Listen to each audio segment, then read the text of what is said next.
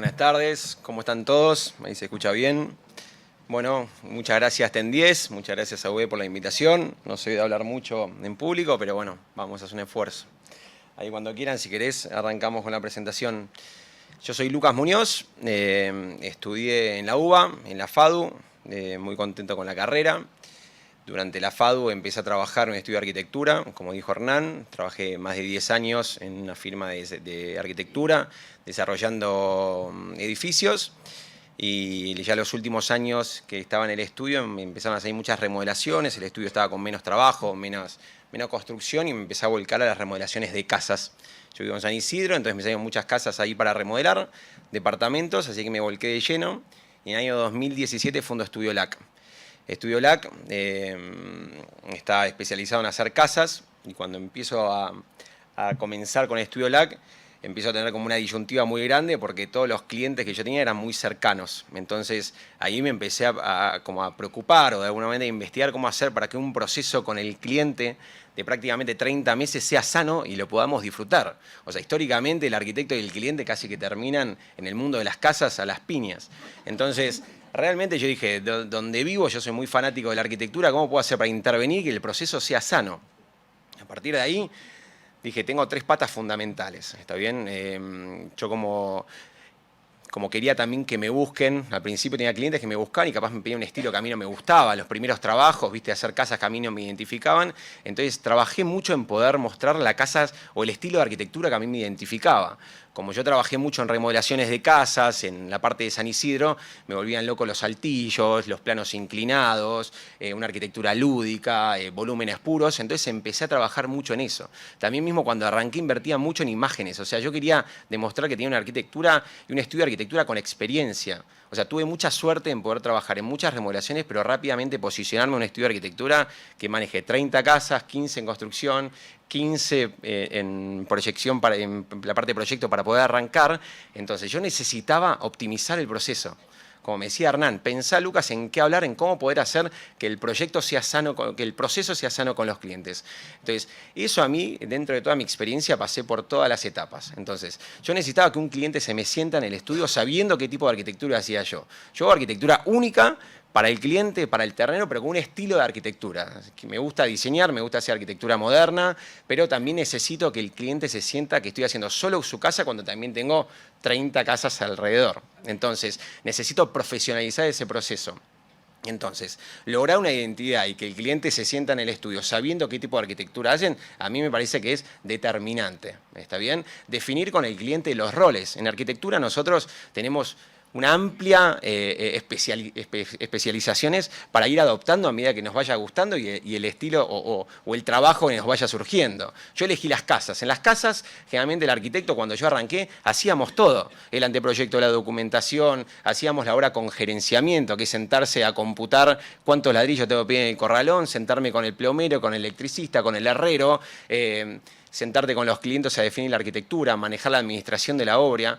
Durante muchos años yo atajaba de alguna manera todo el proceso. Después pasé a trabajar con empresas constructoras. Ahí me di cuenta también que dije, viste, se me está yendo un poco, no tengo el control de la obra, soy muy exigente en las terminaciones. Entonces empecé a hacer un mix, que es lo que hoy a mí me da resultado, que es, se me sienta el cliente, ya sabe lo que va a buscar, el tipo de arquitectura que hago y después definir cuál es mi rol. Mi rol es, yo te hago el proyecto, anteproyecto, documentación técnica, licito lo que es la obra gruesa con empresas constructoras, que es movimiento de suelo, hormigón, albañilería, todas las instalaciones, pintura, herrería general, y después yo me encargo de todo lo que son compras y terminaciones.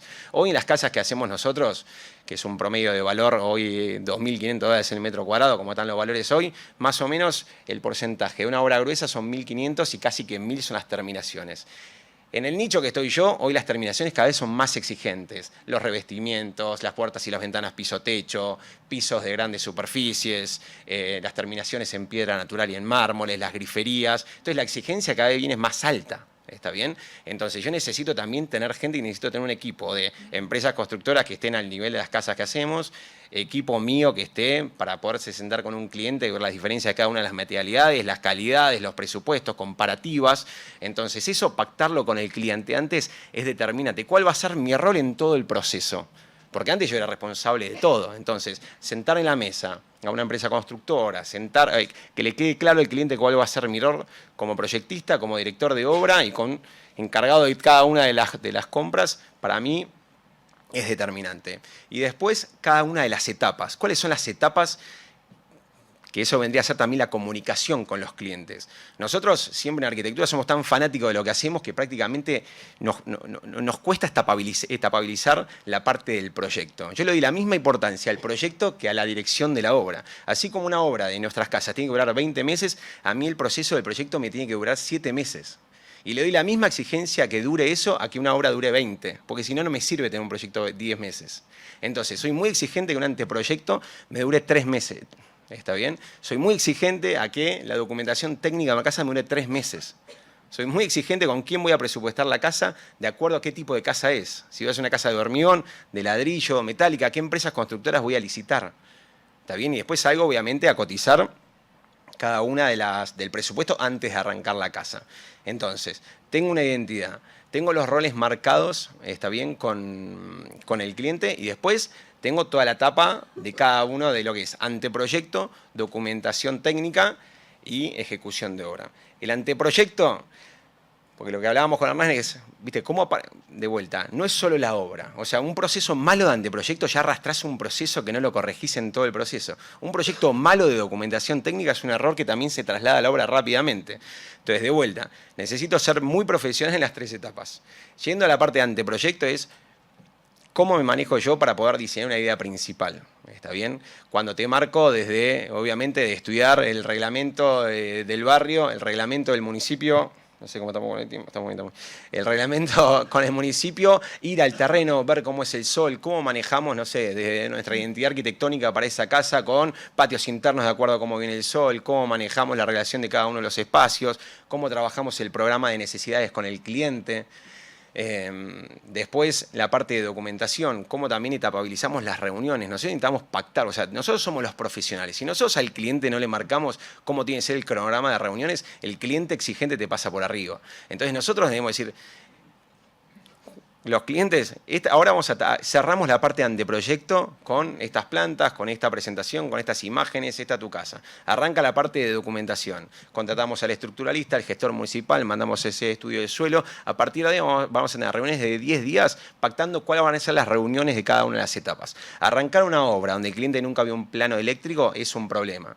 Arrancar una obra con un mal estructuralista es un problema. Tener claro qué asesores tengo, cuál es mi equipo. Y ahí viene la preparación que siempre hablábamos antes. ¿Cómo me largo yo a hacer un estudio de arquitectura si no tuve, no sé, experiencia en un estudio de arquitectura, si no tengo buenos asesores, si no tengo colegas de contención? Eso es determinante para que el proceso sea bueno. Porque si no, estamos tomando trabajo capaz sin tener la experiencia después y después de ahí vienen todos los problemas. Entonces, pactar una buena documentación es determinante. Yo me acuerdo cuando decía el posgrado, siempre hablaban como ejemplos de lo que es una buena documentación, una mala documentación. O sea, una puerta que no está bien especificada, una puerta de madera puede ser con 3.000 enchapados. ¿Qué enchapado tiene? ¿Qué terminación tiene? ¿Qué bisagras tiene? ¿Qué manijas tiene? Entonces, una sola puerta puede tener 1.000 especificaciones. Que no estén marcadas puede ser un problema en obra. Entonces, después viene toda la parte de obra, una vez que arrancamos la obra. Entonces, ¿cómo también pacto las visitas de la obra? ¿Cómo va a ser ese proceso? ¿Cómo me voy a manejar con el cliente que obviamente está poniendo capaz la inversión más grande de su vida, que comparte una pareja? ¿Cómo se la voy a administrar? Manejando también que va a ser un proceso intenso, va a ser un proceso casi de 30 meses. Pactar las reuniones en la obra, llevar muestras antes de que no haya sorpresas en la obra, evitar el me gusta, no me mata, si me mata. Entonces, todo eso lo tengo que trabajar con imágenes, que nosotros son las herramientas que tenemos, con herramientas de control en cada uno de los procesos para que cada una de las etapas no haya sorpresas en la obra.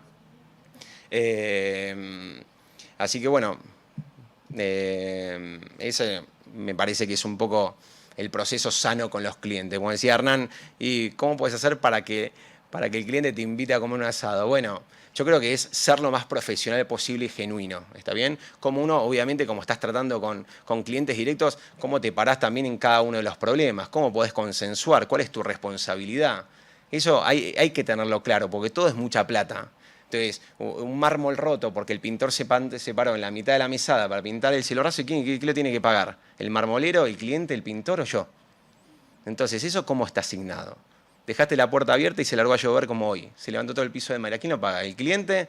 ¿El del piso de madera, el que dejó la ventana abierta o nosotros? Hay una responsabilidad. Entonces nosotros tenemos que también tener claro la responsabilidad que tenemos como directores de obra, como gerenciadores, como proyectistas. Esos roles son determinantes, pactarlo antes también y tener esas charlas con los clientes para evitar los fantasmas de obra o los problemas. Así que bueno, nada, ese es un poco 10 minutos 30.